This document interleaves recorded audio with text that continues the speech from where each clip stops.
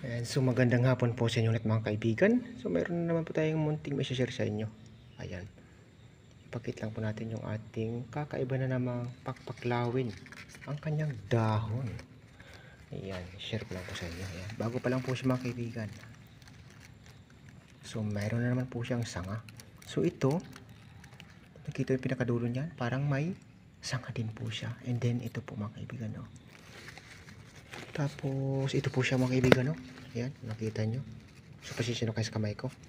Katapos ko lang kasi magbunot ng damo sa mga paso sa biotic natin. Ayan, kita nyo mga kaibigan, no? Kambal na naman po siya. Para siyang tawag dito, buntot ng isda. Ayan, so abangan po natin yung mga kaibigan. Pag titingnan po natin after niyang mag straight na ba, kagaya nito. Ayan. So nakatikom pa po kasi siya, pero mukhang klaro na buntot isda siya mga kaibigan. Doble. Baga mukhang apat pa yata ito. Ito. Susum natin. Ayan. So yan pong ating dahon ng pakpaklawin.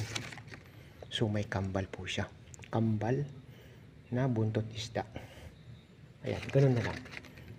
So tingnan po natin mga kaibigan pag mag-ano na, mabuo na yung kanyang pag buklat ba.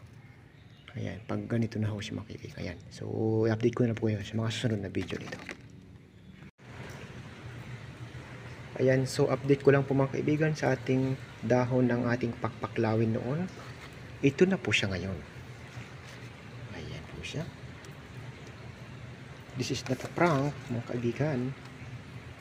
So ito po yung isang sanga, pangalawang sanga. So isang dahon may tatlong sanga. Ayan, pakpaklawin po yung mga kaibigan.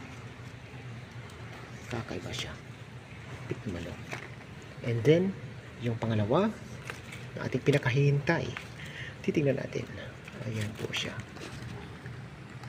Isang kakaibang pakpaklawin na dahon na mayroong isa, dalawa, tatlo, apat na buntot sa iisang dahon lang mga kaibigan.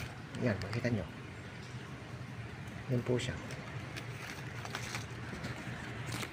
Ito yung isa mga kaibigan, unang sanga, pangalawang sanga, pantatlong sanga, pang-apat na sanga. Iisang dahon. Ayan. So, grabe. Pitmalo, ang kakaibang dahon ng pakpaklawin. Kumbo na yata ito, kumbo-kumbo. Ayan. So ayan na po mga kaibigan ang ating update sa ating dahon ng pakpaklawin na kakaiba. Yun po ang kanyang itsura. Nung mga una kong video ay iba po ang kanyang itsura, ngayon ay ganito na siya. Ayan, ito na po ang kanyang kinalabasan. Pitmalo, ang pangmalupitang pakpaklawin na mayroong kumbo, kombinasyon na buntot sa iisang dahon. Thank you so much mga kaibigan. Kung nagustuhan po ninyo aking video, huwag po niyo kalimutang mag-like, mag-share at higit sa lahat, mag-subscribe para lagi pa rin po kayong updated sa mga susunod kong video na i-upload. Isang magandang araw po sa inyong lahat. God bless us all. Bye-bye you.